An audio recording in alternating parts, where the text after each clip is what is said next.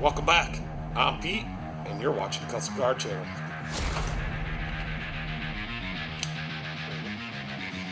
But we're going to work on a Bobcat today, and it's going to be awesome. Since this one's the Silverado, maybe you guys can just call me the Silverado Man.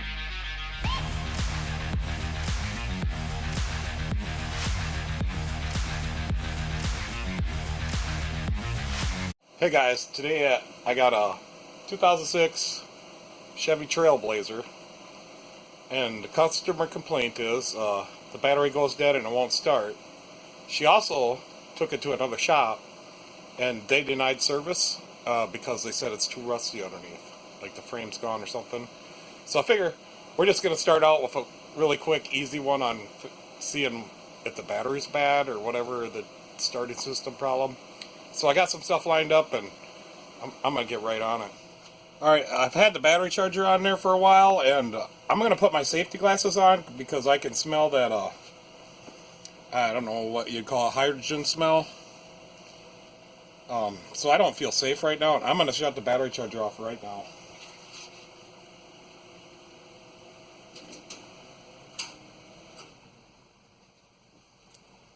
So maybe I'm cooking the battery, not on purpose, but yeah, I don't. So I think that's like, isn't that hydrogen that comes out of there? Well, it's the sulfur smell, put it that way. So I'm smelling the sulfur smell. I think that means I'm slightly overcharging it, or the battery's bad. So I'm gonna get my safety glasses because I've had a couple batteries blow up. It wasn't nothing to do with me. It was somebody else, and I want to be safe. So I don't know if I can get into those stories while we're doing this, but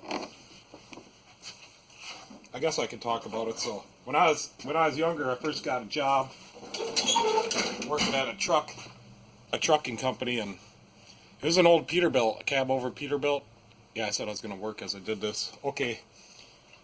So anyways, my boss had me doing something the first thing you always want to do is probably the first thing is make sure these are tight, and these are not. Okay. Anyways, I was in the sleeper doing something, and my boss was charging the batteries. I think it was wintertime.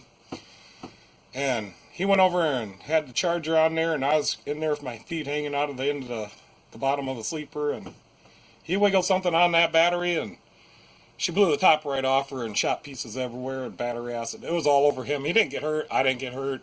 But there were some marks in the bottom of the sleeper where I wasn't. Those trucks are made out of aluminum. At least the sleeper. So I kind of lost track of what we're going to do. Oh, we're going to check. First thing we need to do, whenever you're working on something, you need to know whether it's charging or not. And we're not going to do no like draw testing on the charging. But we will make sure that the voltage is correct. So I'm hoping it's going to start. So yeah, we're slightly overcharged. No big deal. I don't know if you, hopefully you guys can see that. So I'm just going to go inside and crank it over and start it up. And we want to see about 14 and a half.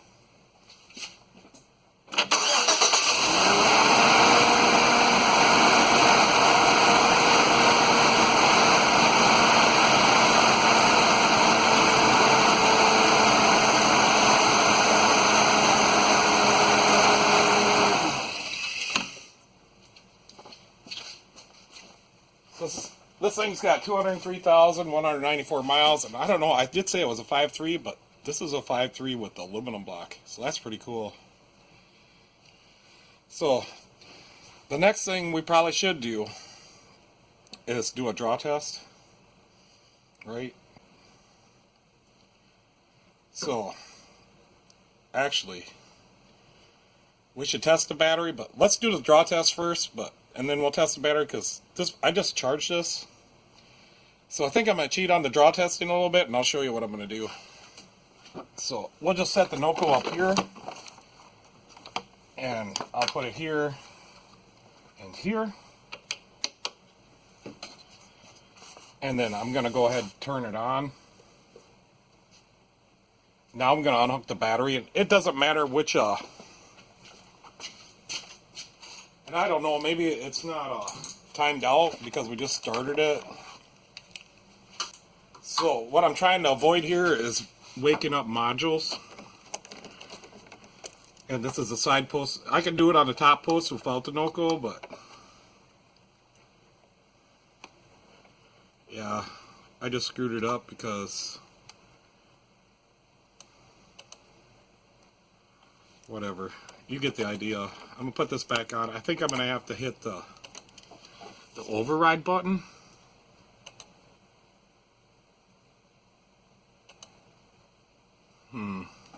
What if I take this off?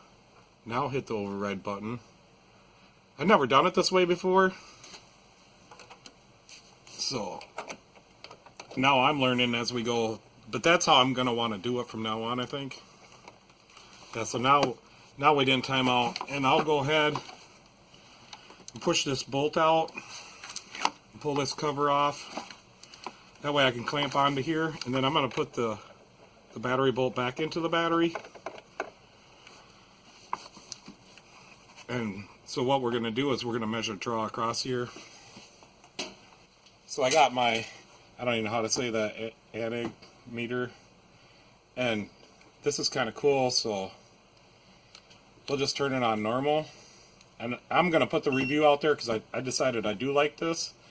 But if we go ahead and put that one in, you know, but if we put this one in, she switches right over to milliamps. So hopefully you guys can see that. It's kind of got a nice big screen. And these are some of the jumper wires it came with. It also came with some test leads and some other stuff. So I want to make sure I got a good connection here. And I probably do want to make sure that my draw is not going to exceed 10 amps. Because I'll probably have to, if it does, I'll probably have to take this apart. Hopefully there's a fuse in it. But I don't know if you guys could see that. So right now with the Noco on, it just says 24 milliamps. So I'm just going to give it a second, just a little bit. Would it help if I moved it over here? Yeah, maybe. So I'm just going to give it, I want to make sure the modules are timed out. I don't think this particular model will take long. So we'll just wait, and then I'm going to shut the Noco off, and we're going to see what our draw goes to. So right now I'm a little concerned because that's saying 24 milliamps. I don't think there's like a 0 on it or anything. But yeah, okay, I'm just going to take the Noco off. I'm actually going to leave it on, but I'm just going to take it off. Okay, so we were getting some backfeed there. So far 17 milliamps. There's no draw. So if the battery's good, she could have left something on. Not too sure. And we didn't. I've only let the modules time out for a couple minutes, so maybe it could time out some more. Maybe not. The other thing you can do is you can put a jumper wire from here to here and let everything time out. And then also have your amperage meter on there. And then when it times out, you just unhook the jumper wire and then it goes through the meter. So another way that I'll show you another way I do draw testing. And I'm not sure I like the new camera rig because you can't see me talk, but you can hear me and you're watching all this stuff. But a long time ago, before I learned everything I know now, I'll show you how we would do a draw test. Guys, I just wanted to be in the picture a little more. It's been sitting here by itself. So, what does that say? 15, 16, 17 milliamp draw. I'm calling that good. Won't draw the battery down. So yeah, I was at the point now where I was going to show you a different way to draw test. So I'm going to go ahead and hook the Noco back on. I'm going to get rid of this. So back in the day, this is how I started out doing draw testing. And it still works till today. And I'm going to need these.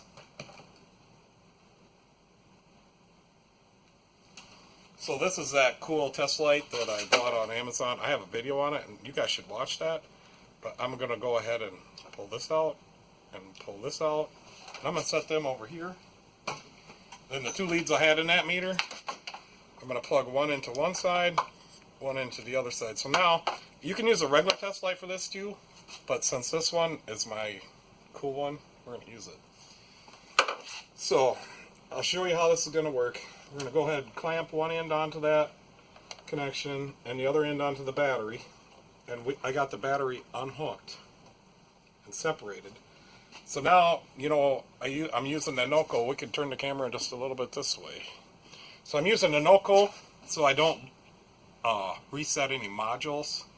I have to time them out. So I'm going to go ahead and hook that now. And if we would have a draw, this test light would light up. So I'm going to go in to the inside of the vehicle, and I'm just going to try to like turn a dome light on. So I'll set that right here.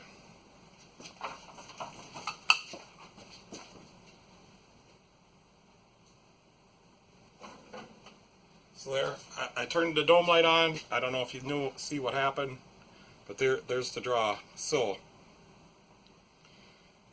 pretty cool. I'm going to show you the other test light I use.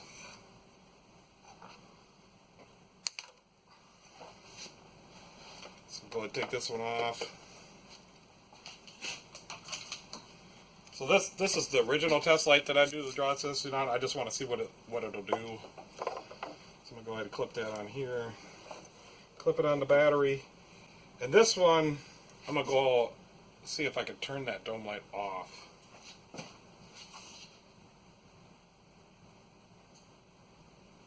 Okay, I turned it off. I don't know if we're going to have to wait or not, but let's find out. Unhook the NOCO. Yeah, there's nothing. There's no draw. Okay, yeah. I didn't have that in there good enough. So, there is a slight draw. Let's let it time out. The dome light timer probably needs to time out. I'll get back to you in just 1 second. Alright, so I'm just going to wait a little bit longer because I didn't have that plugged in and the module woke up, I'm assuming. Probably woke them all up, but for sure the dome light timer. So we do know it doesn't have a draw, or at least that's good enough that if it does, it's very small, and I'm not gonna spend all day finding a 17 milliamp draw. I'm just not gonna do that. I'm getting that meter ready because I want to verify. Maybe that was 170 milliamps. I don't think so. It was 17, but I just want to verify that just for my sake, because 170 would be too high. So 500 milliamps is a half an amp. 1,000 is 1 amp. You see where I'm going with this? You got to be really low. So usually they do it out of reserve capacity with the battery, and you got to do some math. But usually if it's under, I like to see them under 25, under 20. I mean, even less than that, but I think around 30 is acceptable. And to me, I would start to question whether there's something actually drawing the system down if it was that high. So, yeah, so I just want to verify that actually was 17. Maybe I read it wrong. And I'm going to put this meter down in the bottom now because I use this for the temperature probe. What do you call that? A thermocouple. This meter is pretty awesome for that. And now, if you just plug in the wires here, you don't even have to do nothing. You just have to turn the meter on. It goes right to milliamps. And I'm assuming that it's auto ranging, and then that could actually jump up to amps if that's what your draw was. So, yeah, it's pretty cheap meter. I bought it on Amazon. I'll have the link in the bottom. And this is the 681. That's what it says. It's pretty cool. It can do almost anything that a multimeter can do, or maybe more.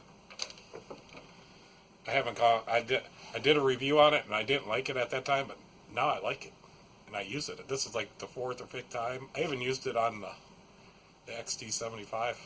That's the video I'm talking about. Alright, I'm just going to give her a little bit longer.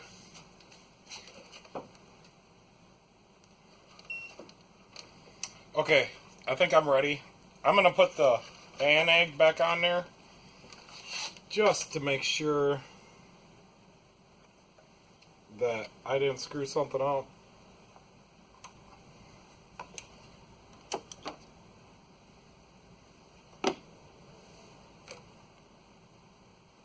Okay, so we're good. Let's put this back on. Let's switch back to the test light.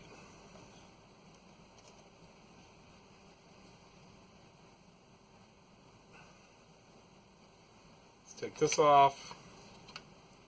We're still good. Let me take the egg off. Yeah. Yeah, there's no draw.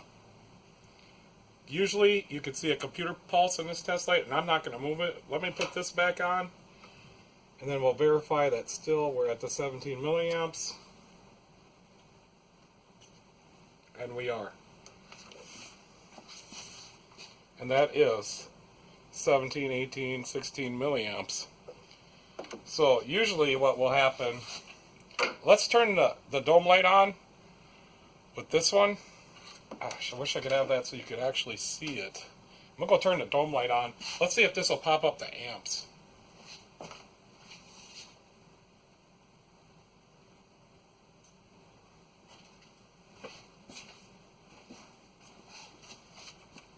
And it stays at milliamps, but that's 5.07 or 5.7 amps. There's just under 5 amps.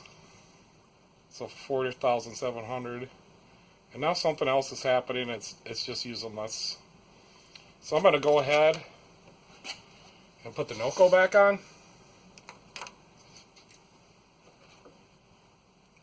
And turn that dome light off.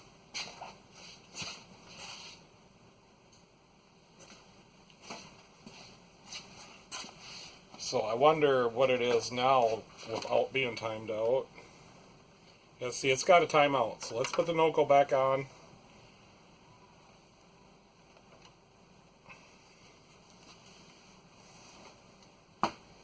It may have just timed out right now. Let's try it again.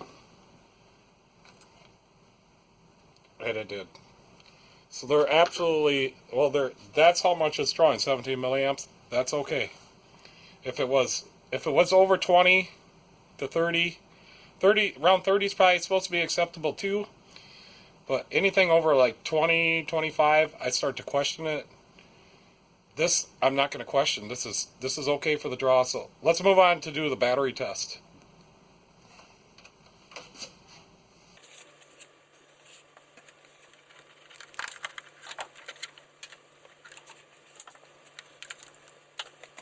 Go ahead and shut this NOCO off and put it away.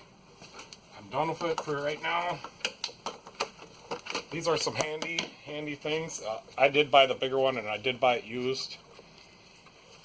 And so far it's started everything, even like in wintertime. I don't start semis, so I don't know if it'll start a semi like they said. It starts everything I need to start.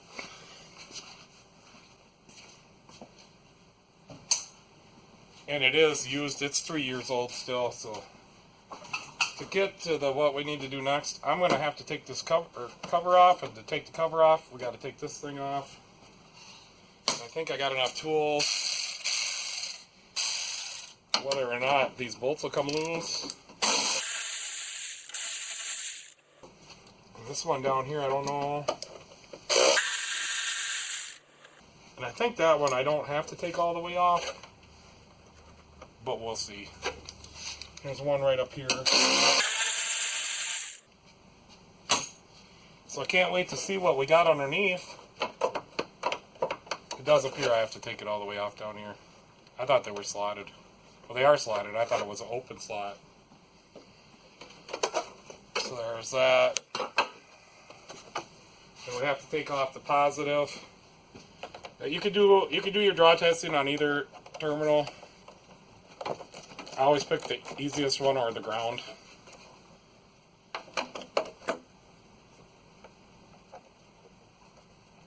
And this battery, I've been charging this battery for 3 hours and it's kind of hot. I don't know. I gotta take the bolt out of this one.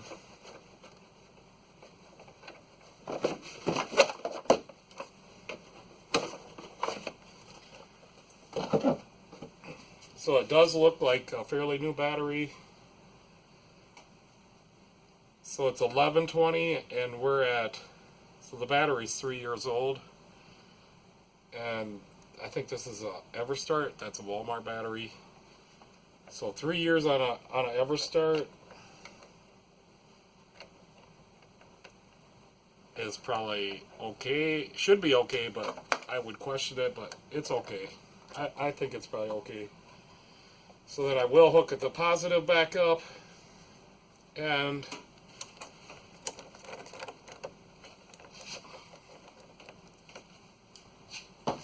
we'll use my digital tester. I've had pretty good luck with this tester. It's Ansel, what does that say? BA 301? It's a BA 301.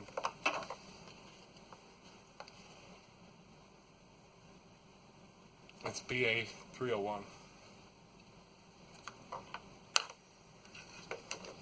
And I think since I have the negative unhooked, we'll just do battery out of car, which I've never done before. And we will need to know the cold cranking amps is 600. So I don't know. You guys probably can't see that. I'll try to get it. So it's out of the vehicle because it's unhooked. This is a regular flooded battery, cold crank amp, and we want 600. And this thing does remember the last battery you tested. So that's really nice. And at the place I used to work at, we used a snap-on. So hopefully you guys can see that. Now I'll hit enter. So this is saying that it's a good battery. We could do an actual load test. Let me go get the actual load tester and we'll really give her the test. And this thing tells you, like, I don't know what else it can tell us. A whole bunch of different, it's only telling us those things. Whatever they mean, and I don't really know. And I don't really care.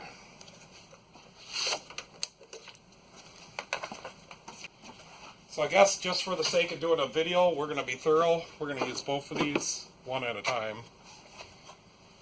And I don't think it really matters if you're in the car or out of the car on these.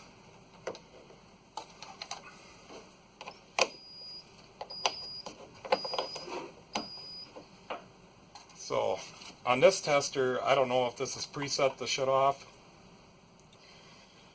But basically we'll want to take half the cold cranking amps.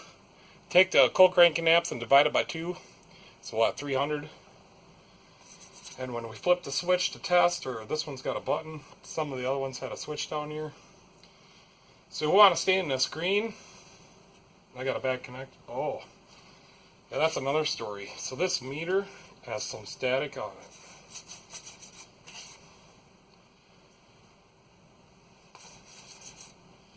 Okay, so, but the point of my story is, and we're going to use the other one too, you want to stay above 9 volts for I think like 30 seconds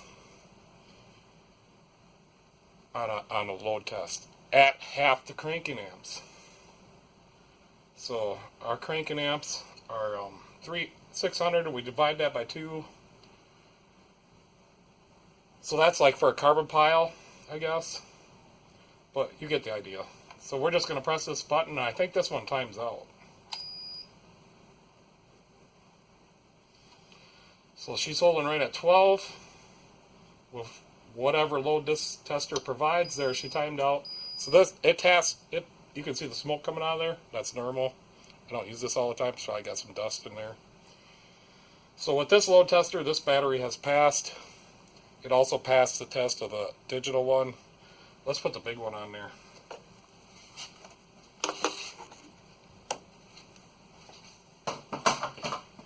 I don't normally do a lot of load testing with these old style testers. So this one's going to want me to hold it for 20 seconds. And this is actually one that I repaired, and then it was my dad's and it didn't work, and I fixed it. So I had to put some new cables on, a new meter, and it just sits under the bench because it's bulky. This is what they used back in the day, and this is actually worth a little bit of money, so let's just try it. I have it. I keep hitting the negative, that's why you see that spark. So then we'll put this on here. Maybe I can bring it up here. Alright, I'm gonna count to 20 in my head, and this has to stay above 9 volts.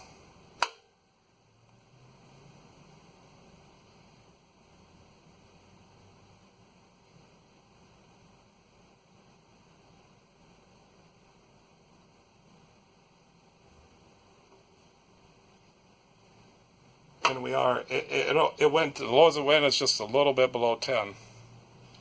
So this battery is confirmed good.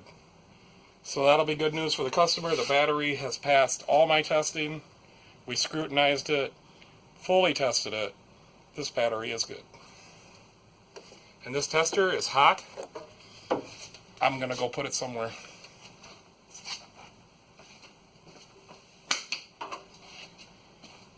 You've probably seen the smoke come out of that one too. That was pretty cool. Alright, let's put this all back together and let's look at the frame.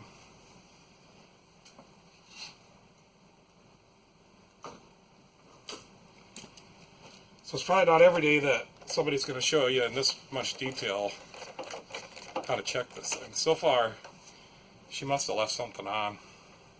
She said she couldn't get her key out one time.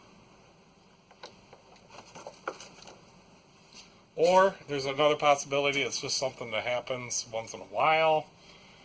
Something, maybe a wire shorted out, and right now it's not shorted out. So there are those, whatever you want to call them, possibilities, whatever.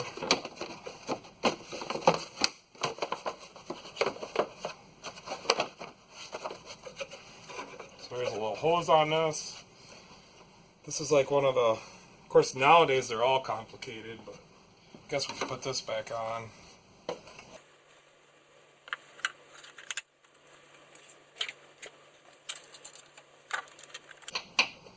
And then I got one more car to do today. It's already past 4.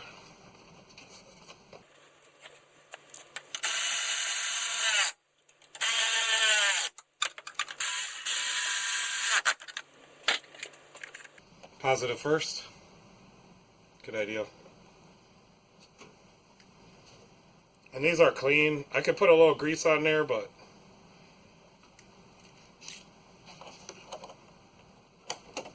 I'm not worried about it. And the other thing, they weren't quite tight, but I don't think that was the problem.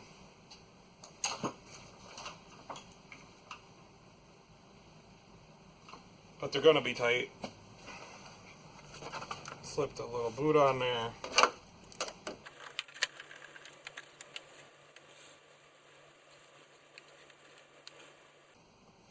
I'm going to need my pliers. It just fell out of there. I see it.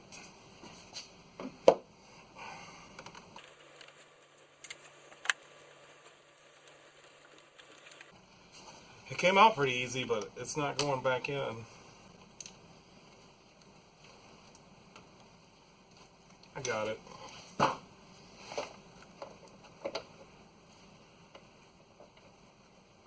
So I got the window down. Sometimes you hook the battery back up and she'll lock. Make sure we're good and tight. Not too tight because you will pull the threads.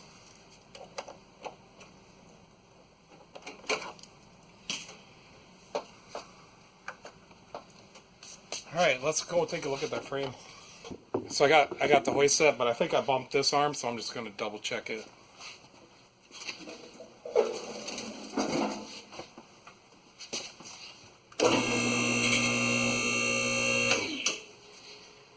And they are complaining. She took it to the dealer, and the dealer told her they denied service because they said that there's something rusted out too bad under it. They said it's too far gone. They didn't want to fix it. So She wanted me to look at it, plus it wouldn't start. I had to bring the Noco over. So I want to be kind of careful. I don't want this thing to break in half in here. I got another car to get in, and I don't want to get hurt or anything like that, so I'm going to be a little careful, a little gun shy. Now, I have worked on this vehicle before. Maybe I just didn't notice it. She kind of only wants like one problem fixed at a time, only if it needs it. But I'll show you some points we got to look at on these Trailblazers in just a minute.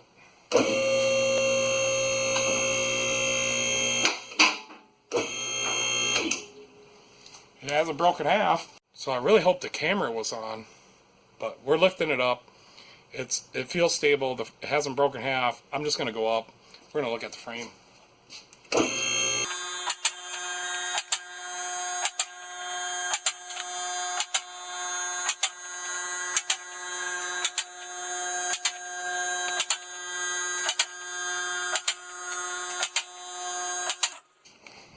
Yeah, so I really hope that my camera was recording when I seen that it was off. I'm not seeing nothing too major right here. This thing had a power steering leak that I fixed a couple of times, even after she took it to that same dealer. It was bad. I'm not seeing anything in the front here. I will show you something. Oh, right here. Right here's a little bit. I think I could repair that. I don't know if I want to. So kind of right where this mount is too. How's the other side? Yeah, the other side is starting to rust out. And on the outside. So I'm not sure how much that would cost to get fixed. It'd probably be a little bit. So these Trailblazers right back here will break these top arms off. Let me turn down the light a little bit. So this one is rusted out, and it's going to pull that bolt out sooner or later, but usually the bar breaks off right there where the mount is on this side. So there's that. She's a little rusty right here.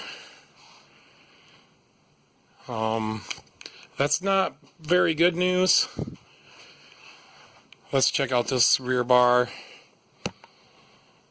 And this one's not hot either, but it does look like the bar's on there. I'm going to have to look at it from the other side. Usually the bars are broke off. So as far as I could tell, I'll put the light like this. The bar is still connected. How about this other side? That bar is still connected. That's probably better how I do it right there. The back, how's the back doing? You know, this frame on this thing is pretty rusted. Back here, look at that, above the tire. I mean, that's just a cross member. Probably nothing too critical. Oh, and then right up here, I don't know, did we already get that? So right on both sides of the charcoal canister there. I don't know how long this is going to last her. It looks okay underneath the muffler there.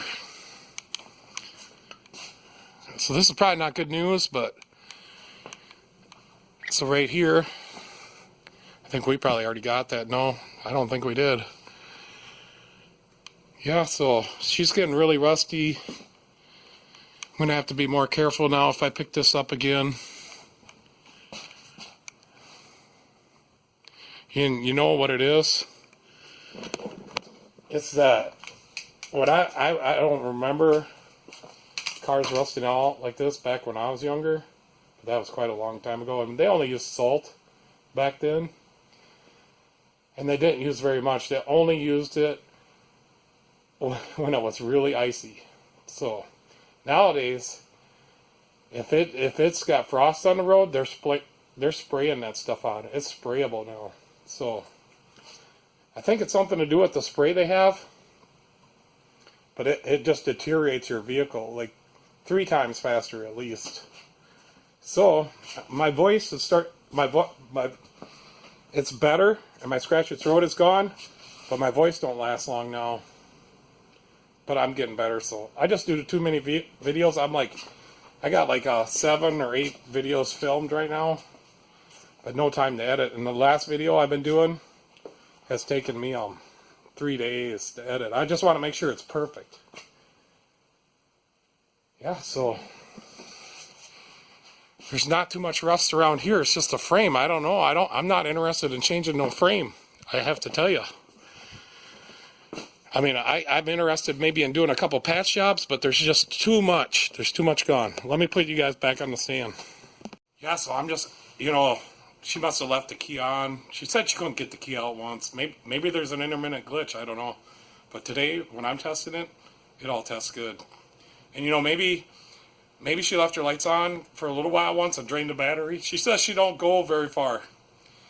And short trips, maybe the battery wasn't getting fully charged because it was completely dead. But anyways, yeah, the frame don't look good on this one, and I'm going to tell her all about it, plus we have the video. So I guess I could see why the dealer refused service. They don't like working on old cars anyways, so yeah, I don't know, it's not good. But I don't think it's like going to break in half tomorrow. Maybe she can get through the winter. I'm going to tell her, and I'm going to recommend that she start looking for a vehicle just as soon as she can. I'm going to go ahead and let it down. Anyways, this is probably the end of this video right here, and I'll just close out right now and just let it down, and you can see that. But yeah, thanks for watching, and I think we scrutinized that battery and the charging and everything to do with the battery and draw testing. We scrutinized that really good. So maybe you guys will learn something from that. I'm sure you will with the test light. That's how I started out testing draws, waiting for that test light to get really dim. You just put it in between the battery and the cable, the end, the cable end that bolts onto the battery. Just put your test light between those two, but you got to make sure it's timed out. And yeah, so I think we did a really good job on that. So, and here I am talking when my voice is going away. So yeah, thanks for watching, and you guys all have a good day, and you guys can catch me next time. And also, I just want to say goodbye. See you later. Heard a couple creaks.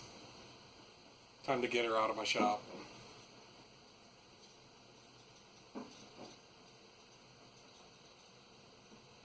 At least it'll start now. Alright, I'm talking when I'm letting it down. I usually fast forward this. Alright, you guys have a good day, and you can catch me next time.